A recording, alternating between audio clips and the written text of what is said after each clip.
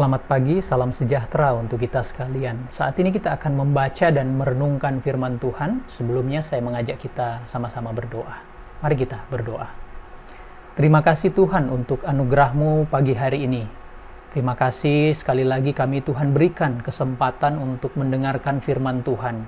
Kami rindu supaya Tuhan sucikan hati kami, ampuni dosa kami ya Bapa, supaya kami dilayakkan disapa oleh kebenaran-Mu. Biarlah kebenaran-Mu yang hari ini kami baca dan renungkan bersama, boleh Tuhan nyatakan kepada setiap kami isi hati Tuhan, kehendak Tuhan, supaya setiap kami yang dengar boleh mengerti apa yang Allah kehendaki di dalam kehidupan kami. Berbicaralah ya Tuhan, nyatakan isi hati-Mu, tolong hamba-Mu juga yang akan menyampaikan firman, supaya oleh kasih karunia Tuhan dapat menyampaikan firman Tuhan dengan baik, dengan sederhana, dengan jelas, sehingga setiap kami yang mendengarkan firman Tuhan beroleh berkat. Berbicaralah ya Tuhan. Dalam nama Tuhan Yesus, Allah yang hidup kami berdoa. Amin.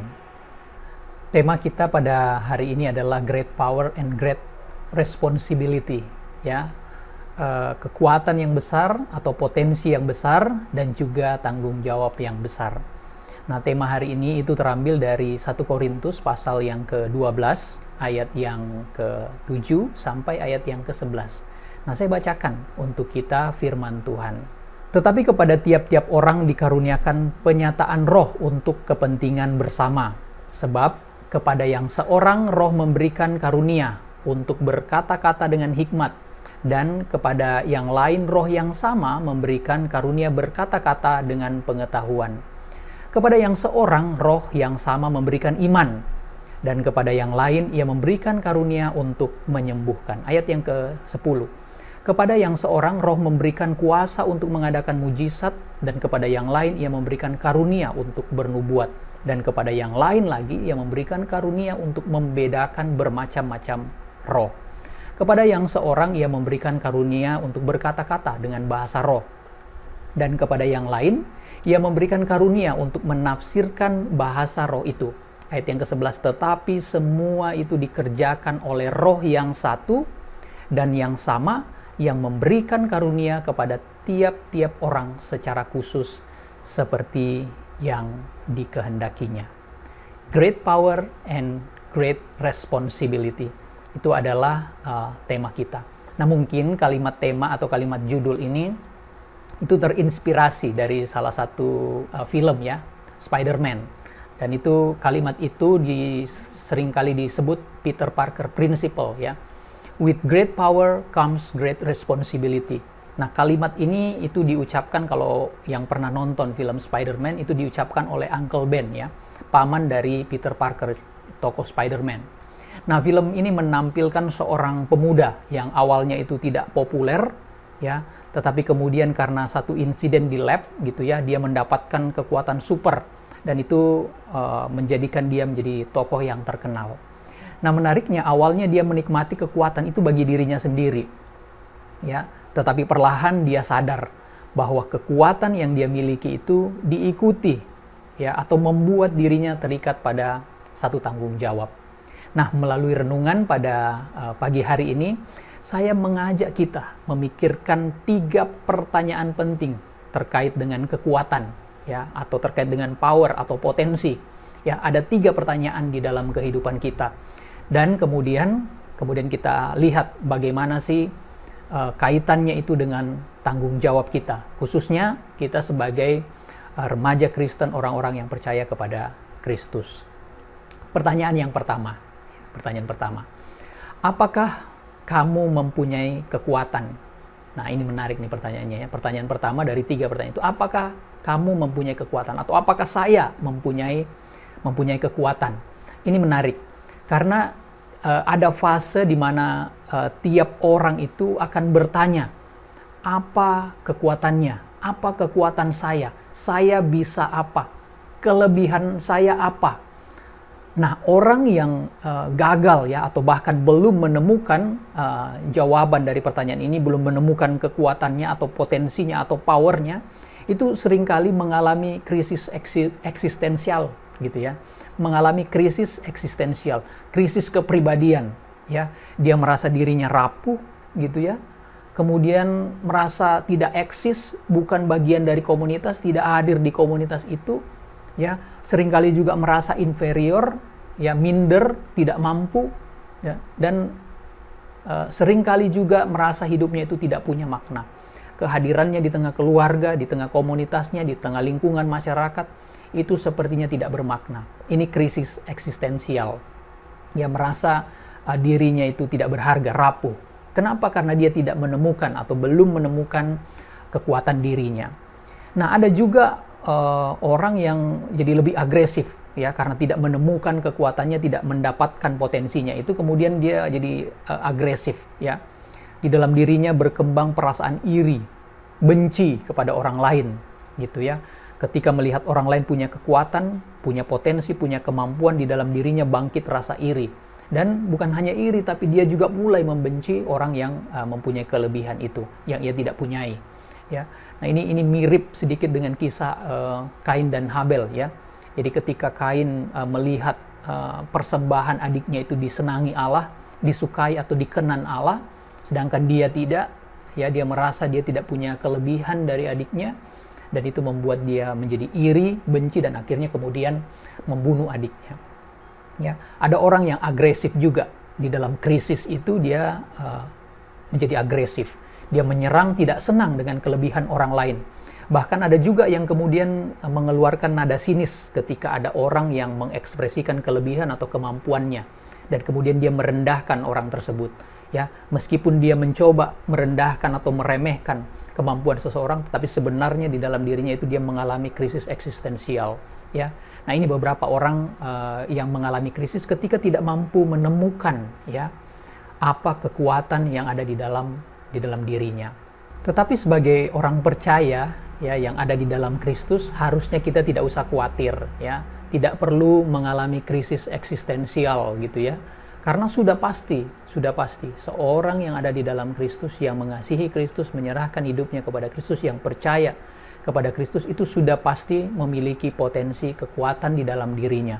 Allah memberikan kepada setiap orang, ya, di situ dikatakan tiap-tiap orang, Tuhan memberikan karunia, dan itulah yang menjadi kekuatan dia. Kalau kita perhatikan ayat yang ke-7, di situ ditulis kepada tiap-tiap orang dikaruniakan penyataan roh. Nah, ya, tiap orang dikaruniakan penyataan roh. Hal yang sama ditegaskan di ayat yang ke-11. Kalau saya bacakan ayat yang ke-11 untuk kita, tetapi semuanya ini dikerjakan oleh Roh yang satu dan yang sama, yang memberikan karunia kepada tiap-tiap orang secara khusus seperti yang dikehendakinya. Jadi ayat 7 dan 11 menyatakan bahwa tiap-tiap orang diberikan karunia khusus, gitu ya. Seorang yang ada di dalam Kristus mendapatkan penyataan roh. Nah, perhatikan dengan baik. Ayat ini menunjukkan bahwa setiap orang percaya itu dapat karunia. Artinya ada karunia itu di dalam dirinya, ada kekuatan itu di dalam dirinya. Nah, karunia ini merupakan penyataan roh. Roh yang ada di dalam dirinya, roh apa ini? Ini Roh Kudus yang tinggal di dalam diri orang yang percaya, itu menyatakan dirinya, menyatakan kekuatannya, karunianya, kehadirannya, dengan memberikan kita kekuatan karunia. Nah, ini menarik, ini penting ya kalau kita lihat ya. Kekuatan spesial ini itu diberikan bagi orang yang percaya kepada Kristus. Karena ketika kita percaya, Roh Kudus ditempatkan di dalam hati kita sebagai orang percaya, dan roh inilah yang menyatakan dirinya, menyatakan kehadirannya dengan memberikan karunia yang menjadi kekuatan, menjadi potensi, menjadi power kita sebagai orang percaya. Nah, hari ini memang kita tidak akan membahas karunia dan kekuatan ini satu persatu gitu ya, karena memang banyak dan beragam. Tetapi yang pasti yang kita pelajari pada pagi hari ini adalah semua orang percaya itu punya minimal salah satu dari kemampuan ini. Jadi, kebenaran yang pertama yang kita pelajari adalah kalau ditanya apakah kamu punya kekuatan, atau apa kekuatanmu? Apakah kamu mempunyai potensi? Apakah kamu mempunyai kemampuan? Iya, saya punya potensi. Saya punya kemampuan di dalam Tuhan. Jawabannya kita pasti punya. Sebagai orang percaya kita punya. Pertanyaan selanjutnya adalah bagaimana kita tahu atau bagaimana kita menemukan kekuatan itu. Ini kita masuk di dalam pertanyaan yang kedua ya. Bagaimana kita menemukan kekuatan kita itu?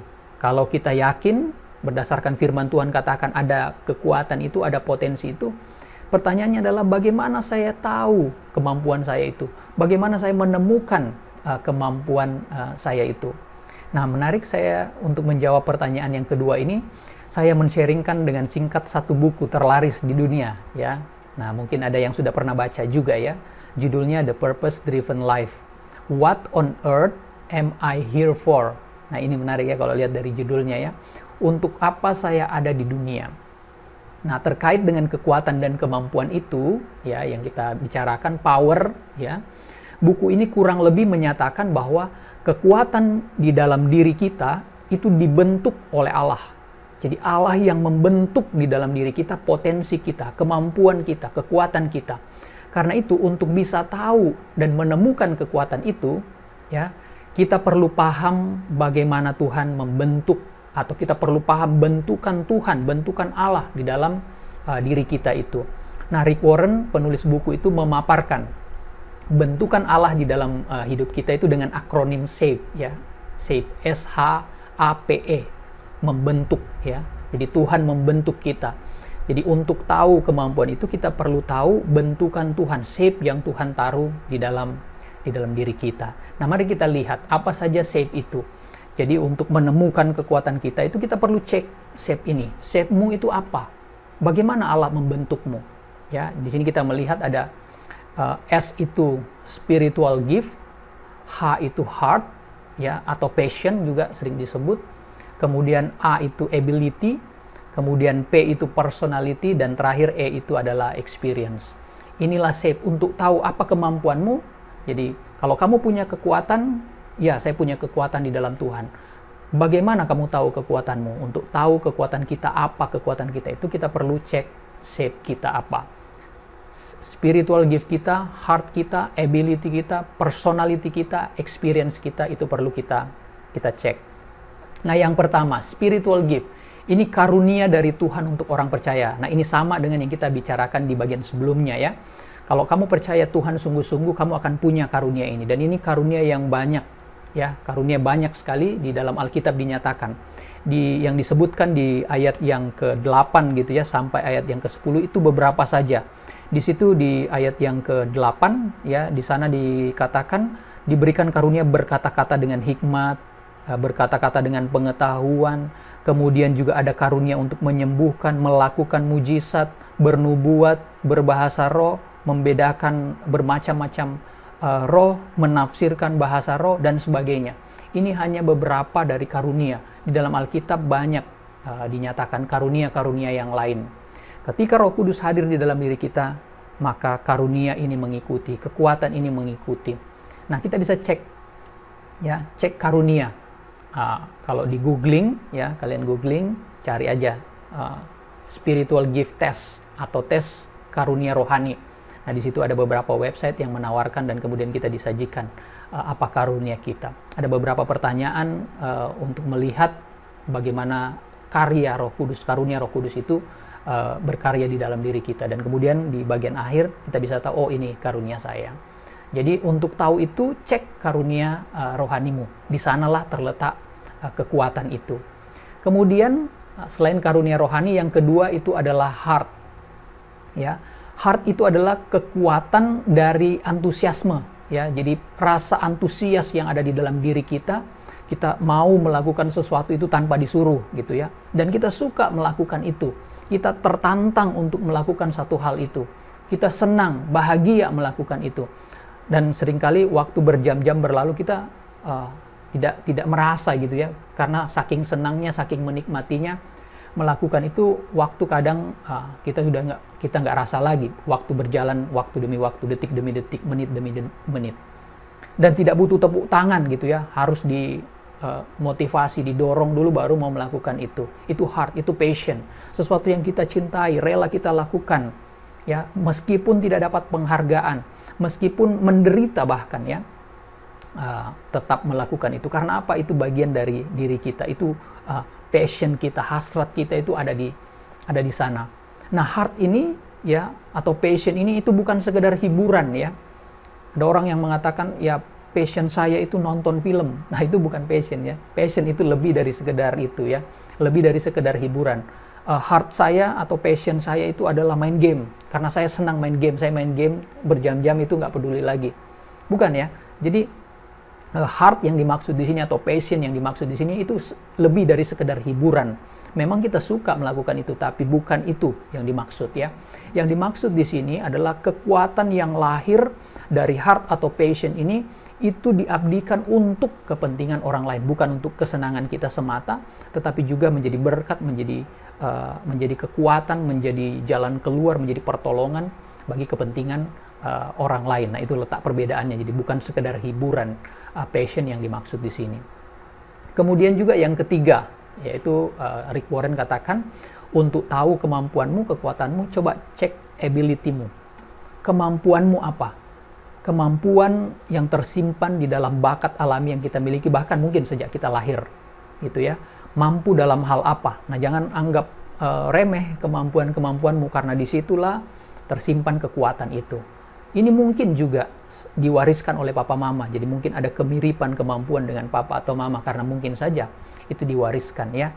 Kalau kita lihat ya, misalnya salah satu ability yang mungkin itu adalah kecerdasan. Ya, seringkali kita melihat yang dimaksud dengan cerdas itu kalau dia hanya bisa matematika gitu ya, atau hanya bisa ilmu tertentu gitu, atau punya kecakapan olahraga. Enggak. Ya, kalau kita lihat di sini ada banyak kemampuan yang bisa dimiliki oleh seseorang. Nah, cek kemampuanmu itu dalam hal apa? Apakah kamu suka bahasa, suka belajar bahasa, suka menulis, suka membaca, peka terhadap kata-kata yang bermakna? Nah, mungkin itu adalah ability-mu. Kemudian juga mungkin kamu suka mengolah angka, logika, matematika, bisa fisika, kimia, ya. Ya, ini mungkin kemampuanmu memang di kecerdasan matematis atau logika. Atau ada juga yang punya kecerdasan visual spasial, suka berimajinasi di dalam gambar, memahami pola, desain tekstur, dan sebagainya. Kalau kamu suka hal itu, mungkin kamu punya kecerdasan visual spasial. Ada juga yang suka aktivitas fisik, olahraga. Nah, ini kecerdasan kinestetik, kemampuan kinestetik. Ada juga yang punya kemampuan musikal. Dia suka musik, bisa membedakan nada, suaranya bagus, bisa memainkan irama dan melodi tertentu. Nah, mungkin kamu orang yang punya kemampuan di bidang musikal. Juga bisa memahami diri, bisa memotivasi diri, itu interpersonal gitu ya. Kemampuan membuat rencana dan keputusan yang baik, motivasi dirimu itu kuat, kamu orang yang punya introspeksi diri yang kuat. Nah, mungkin kamu punya kecerdasan intrapersonal atau interpersonal, bisa memahami, berinteraksi dengan orang lain, bisa sangat cair bekerja sama di dalam tim, tidak ada masalah ketika harus berdiskusi, berkolaborasi dengan orang lain. Karena kecerdasanmu adalah intrapersonal gitu. Atau mungkin juga kecerdasan yang lain, naturalistik. Wah, ini orang yang suka mempelajari tanaman, berinteraksi dengan hewan gitu ya, suka memelihara binatang gitu ya. Kemudian atau benda-benda alam, tertarik dengan alam. Nah, ini orang yang mungkin punya kemampuan atau kecerdasan naturalistik. Atau ada juga yang suka filsafat, mikir yang berat-berat, bertanya, mencari jawaban tentang eksistensi manusia. Nah, itu kecerdasan kecerdasan eksistensial gitu ya. Nah, mana dari kemampuan ini yang menjadi ability-mu? Kalau kamu pelajari, kamu kenali dirimu makin dalam, kamu akan menemukan kekuatanmu itu. Kemudian, nah, yang keempat ya, personality. Kekuatan kita juga bisa ada pada personalitas kita. Kamu orang yang introvert atau ekstrovert, ya, dua-duanya punya kekuatan, ya. Karena itu ketika kita mengenali diri saya orang introvert, coba pelajari introvert itu seperti apa kekuatannya. Orang ekstrovert itu seperti apa kekuatannya. Atau ada juga yang seorang yang sanguin. Nah, sanguin biasanya populer gitu ya. Atau kolerik yang punya kemampuan memimpin. Ya, phlegmatik ya, yang suka menghibur, memberikan kedamaian. Atau seorang yang melankolis. Ya, di dalam personalitas yang ada ini tersimpan kekuatan, ya. Tersimpan kemampuan, tersimpan power yang bisa Tuhan pakai. Itu ya, karena itu makin kita mengenali personalitas kita, sebenarnya kita makin dekat dengan kekuatan kita, potensi kita. berusaha mengenali personalitas kita. Kemudian yang terakhir itu experience, pengalaman ya. Kita ada di dalam satu keluarga tertentu hari ini, itu bagian dari pengalaman hidup kita. Di situ juga tersimpan kekuatan. Termasuk juga pendidikan kita, mulai dari playgroup, TK, SD, SMP, SMA saat ini, ya, atau nanti masuk di dunia perguruan tinggi, ya, dunia pekerjaan. Di dalam pengalaman demi pengalaman ini, di situ ada kekuatan kita nampak, jejak-jejak kekuatan kita. Nah, kalau kita mencermati pengalaman kita, ya kita akan menemukan kekuatan itu. Bahkan termasuk juga ya, pengalaman buruk itu membentuk kekuatan kita. Karena tidak ada yang kebetulan di dalam hidup ini kalau kita lihat dari terang firman Tuhan. Ada berbagai orang ya, dengan berbagai keterbatasan, mereka bisa temukan kekuatan mereka melampaui keterbatasan atau disabilitas yang mereka miliki. Gitu ya. Ada juga orang yang mengalami pengalaman-pengalaman buruk, menyakitkan, menyedihkan, mencekam gitu. Tapi ketika mereka bisa melewati pengalaman buruk itu, mereka justru menemukan kekuatan di balik itu. Nah, ada satu ayat di dalam 2 Korintus pasal 12 ayat 9. Di situ dikatakan, "Tetapi jawab Tuhan kepadaku, cukuplah kasih karuniaku bagimu, sebab justru dalam kelemahanlah kuasaku menjadi sempurna." Justru di dalam kelemahanlah kuasa Tuhan menjadi sempurna. Karena itu di situ ditulis, sebab itu terlebih suka aku bermegah atas kelemahanku, ya, supaya kuasa Kristus turun menaungi aku. Sebab itu aku senang rela dalam kelemahan, dalam siksaan, dalam kesukaran, dalam penganiayaan, kesesakan oleh karena Kristus. Nah, di bagian akhir ya, ayat 9, 2 Korintus 12 ayat 9, sebab jika aku lemah, maka aku kuat. Ada kekuatan di dalam kelemahan kita, ya, experience, pengalaman kita, di dalamnya kita bisa menemukan kekuatan kita. Nah, ini save-nya ya, save kita. Kalau ingin menemukan kekuatan, ya, apa kekuatan kita, maka lihatlah save-mu apa. Bagaimana Tuhan membentukmu?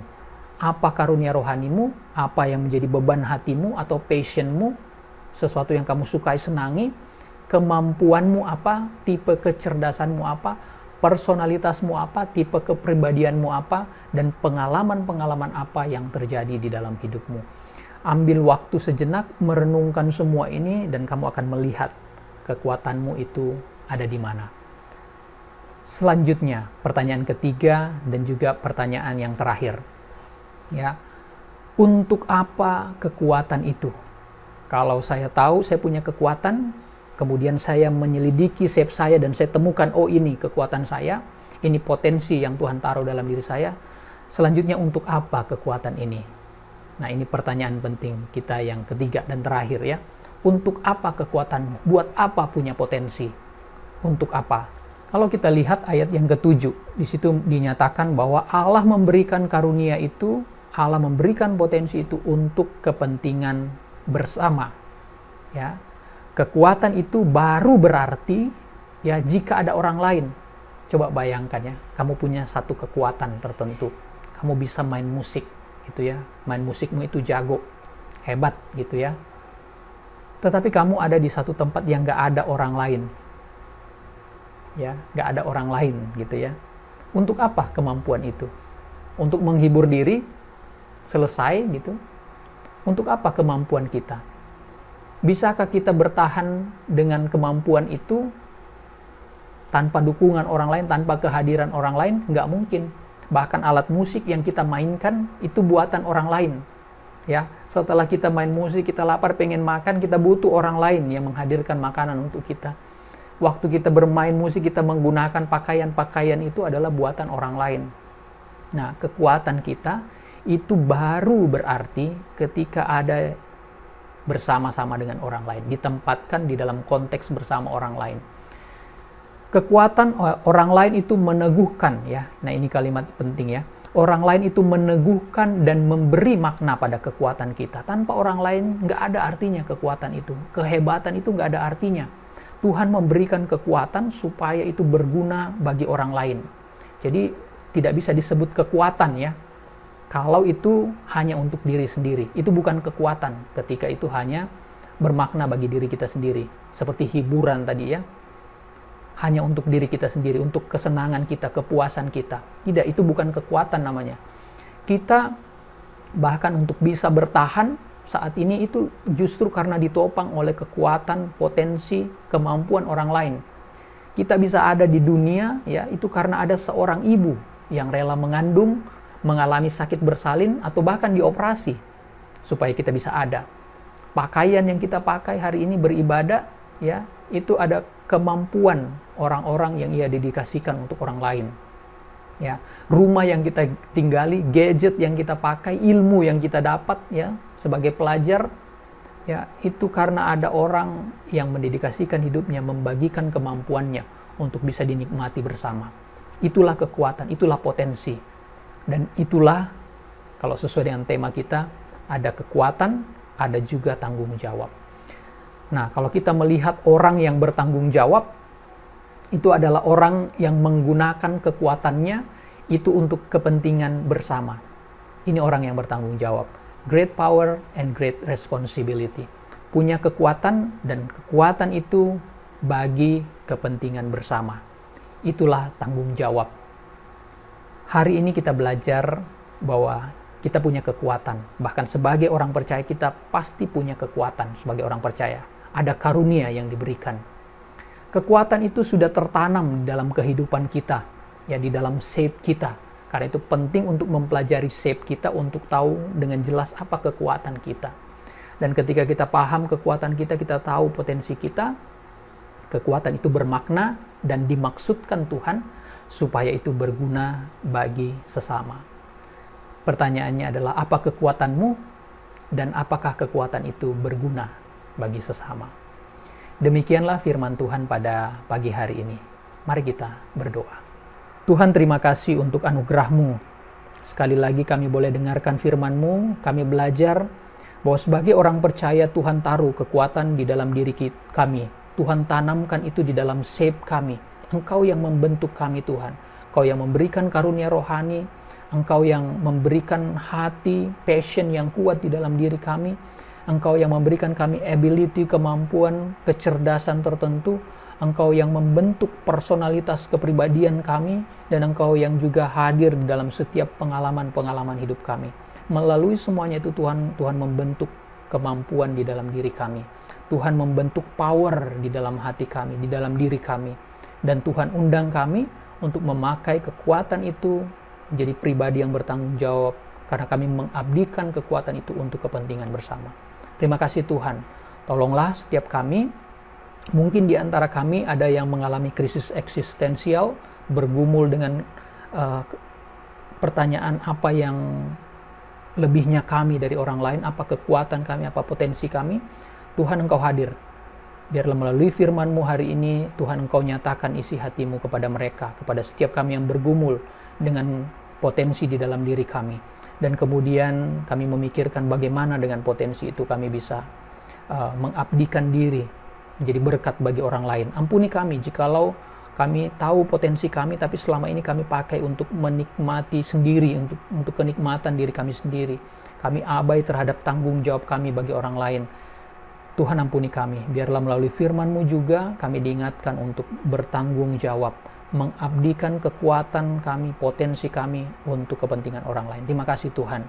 Di dalam nama Tuhan Yesus, Allah yang hidup, kami berdoa. Amin.